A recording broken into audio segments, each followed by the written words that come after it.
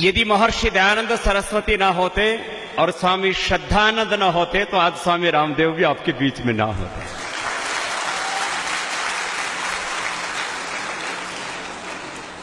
लोग पूछते हैं गुरुकुल में पढ़ने वाले देश और दुनिया में क्या काम करते हैं। अब मैं जब देश और दुनिया में जाता हूं तो लोग कहते हैं तो ऑक्सफोर्ड, हार्वर्ड, स्टैनफोर्ड वाले पीछे रह गए, गुरुकुल वाले आगे बढ़ गए।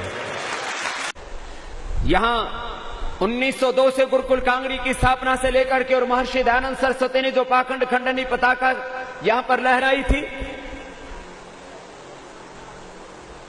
आर्यों का तो बहुत बड़ा तीर्थ है ये गुरुकुल कांगड़ी।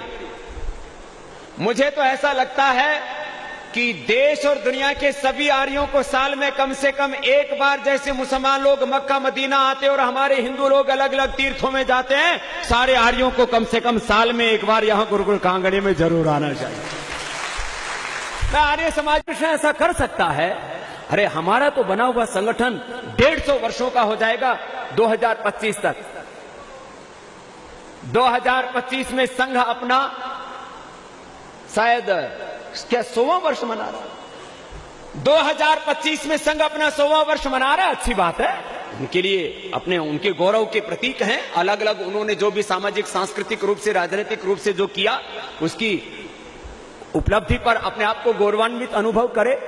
लेकिन संघ से भी पुराना, सबसे बड़ा देशभक्त, सबसे बड़ा वैचारिक, सबसे बड़ा आध्यात्मिक और वैश्विक संगठन है तो वो आर्य समाज है। इसको नहीं भूलना चाहिए। उसको आगे बढ़ाने के लिए ऐसा करना चाहिए। 2025 तक कुछ बड़े, शाम को 5 बजे से लेकर के 10 बजे तक टीवी के ऊपर एक ज्वलंत प्रश्न होता है, किसने देश के लिए क्या किया?